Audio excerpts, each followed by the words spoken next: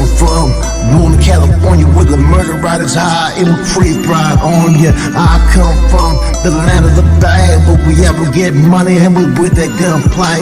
Rolling real slow, man, smashing in the block, hitting corners everywhere, man, the shit don't stop. As a kid, gang banging on the streets with a banger on my side, where take out winning.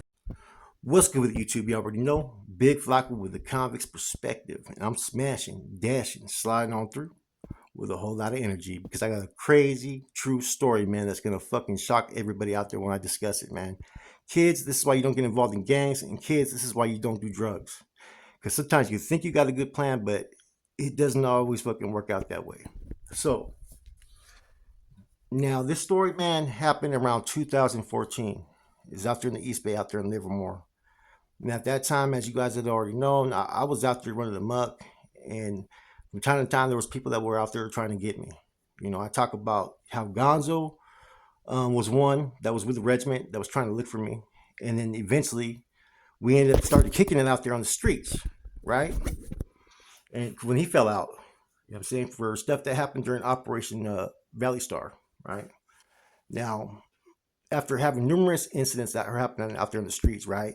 You know, I didn't want to keep on getting positions to where someone's on that side is always going to get hurt, because I was very, how you say it, man,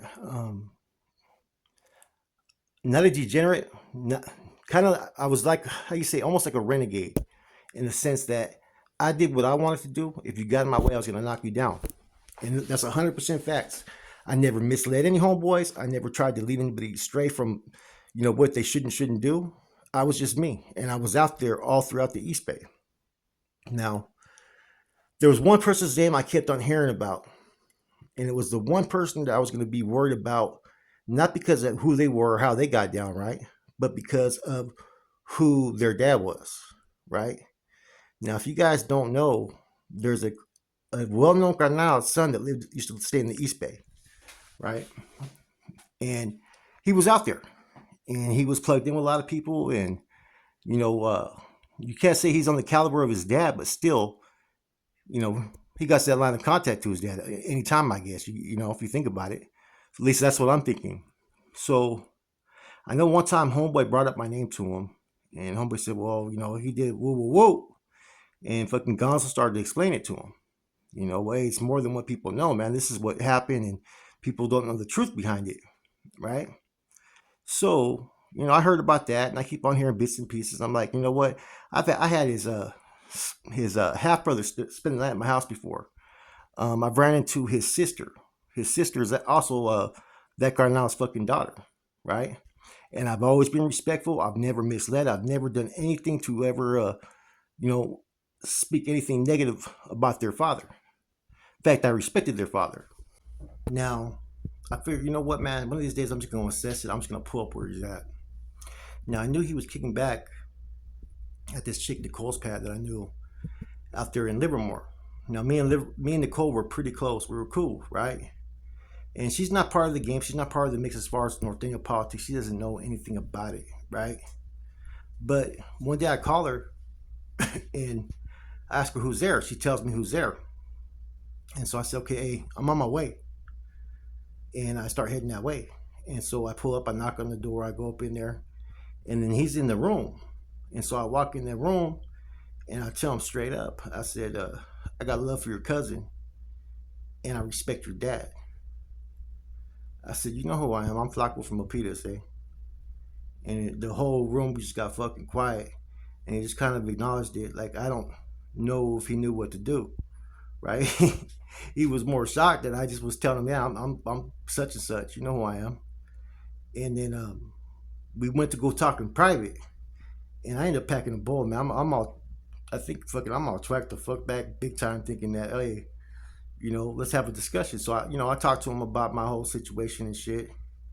I said, I'm getting tired of, you know, having to have people that are throwing my way all the time, man, because I'm not going to run from nobody. I'm not going to punk out to nobody. I get, by all means, if people are going to kill me, then you better shoot your best shot, you know? I said, but I'm not trying to be out here and be an enemy.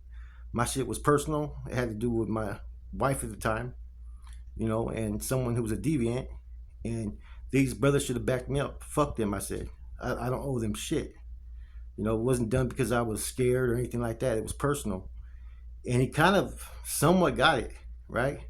I said, well, here's what I'm trying to get at you about, right? I'm like, look, you know, I'm making money at the time still, right? I'm still out there in the streets, you know. But there's been some incidents that were pretty close, you know, a shootout right there on by the 580 freeway in San Leandro. Another incident that happened out there in Antioch, and another time right there with some woods right there in Hayward off A Street. So I'm like, you know what? I'm doing this all solo because I don't want to involve anybody in my shit. This is my mess. You know, if you were active or whatnot, you fucked with me. I wasn't trying to cross nobody up. So here's where my great idea came to play, man. I tell him to get at his dad, and that, hey, if I'll pay something monthly, right? Number one, and then I told him number two. I said, if there's a target that you guys want to get that's really a serious target, man, let me know and I'll go fucking deal with it, man. But I just need to make sure that I got a pass out here on the streets that no one's gonna be gunning for me as long as I'm just remaining cool, not out there in the mix. And I guess the dope must have been good because he was sitting there listening to everything and asked me if there's a way to get a hold of me. And I told him, I said, you know who to get a hold of, because we both know a mutual person that's like family to him and like family to me, and how we can get in contact with me.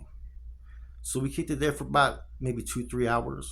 And you know, I'm thinking the whole time, I go, this dude could have called people up and they could blindside me when I leave.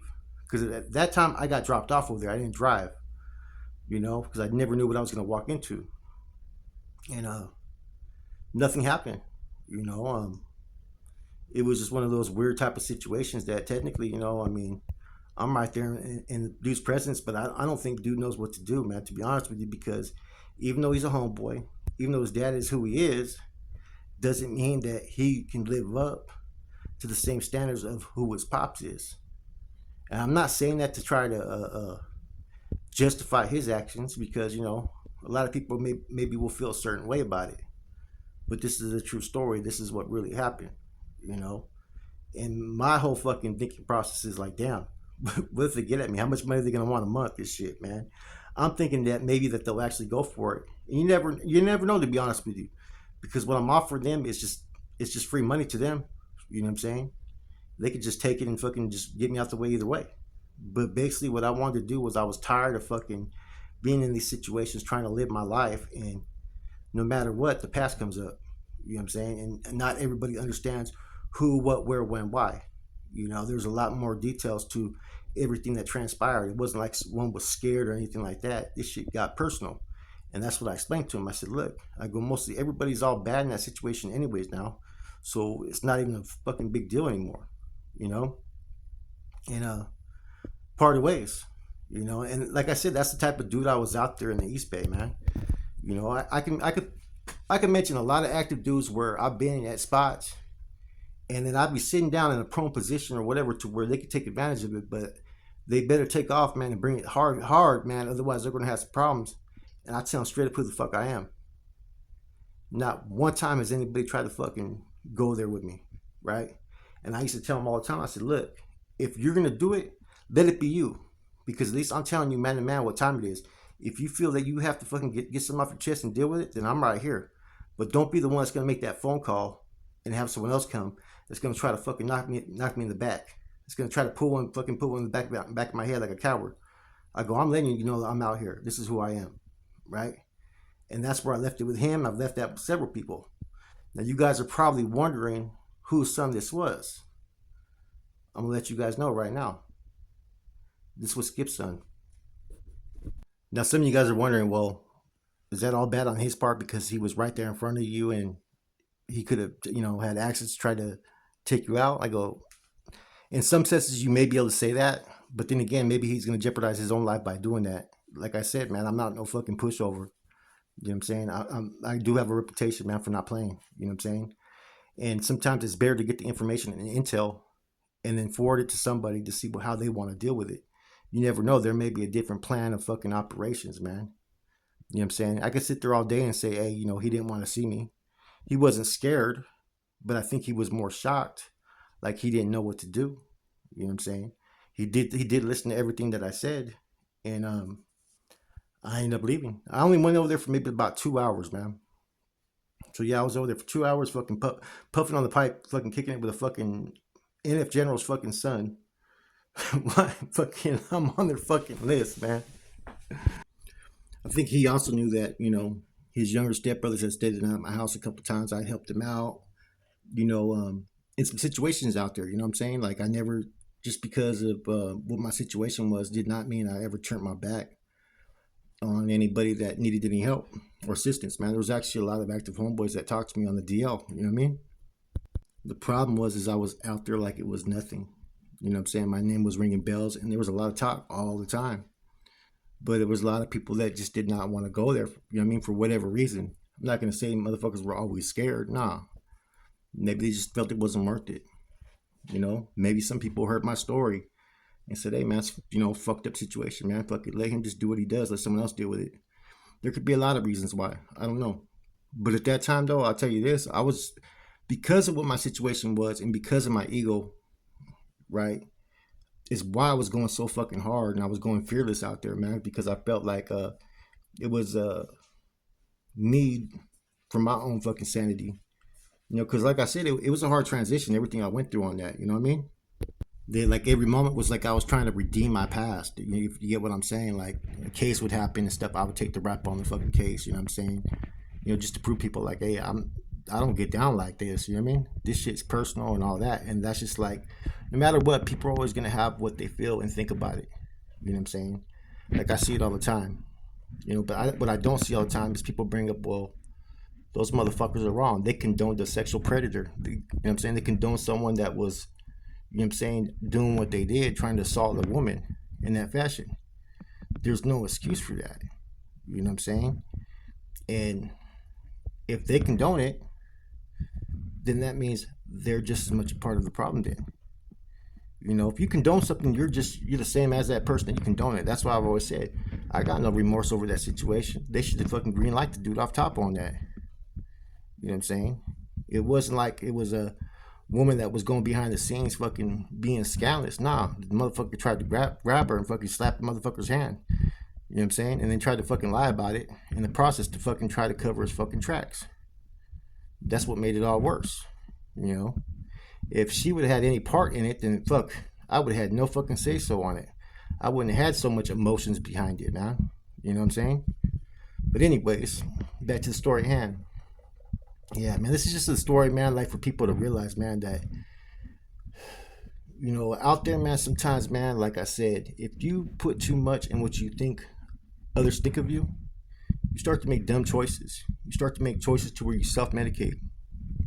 You start to make choices to where you're selfish because you're not worried about the people that do care about you, that do mean the most to you. Like those that were around me. I had 2 kids at the time. Actually, I had my 3rd child at the time. And I was so wrapped up in being this fucking dude who should have stopped doing that 20 years ago, right? That I wasn't even taking on my own responsibilities, man. And the message behind the story is this. Don't ever let your ego, your alter ego, being that alpha male, get in the way that you feel the need that you have to prove yourself every walk, every way in life on a daily basis. Because you'll waste years of your life and you won't fucking achieve anything that you were searching. Because the things that you wanted were there the whole fucking time. With that said, this is your boy Flacco, Convict's Perspective. I'm gone. Come from Northern California where the murder rate is high and we'll creep right on ya. I come from the land of the bad, but we ever get money and we with that gunplay. I come from Northern California where the murder rate is high and we'll creep right on ya. I come from the land of the bad, but we ever get money and we with that gunplay. I come from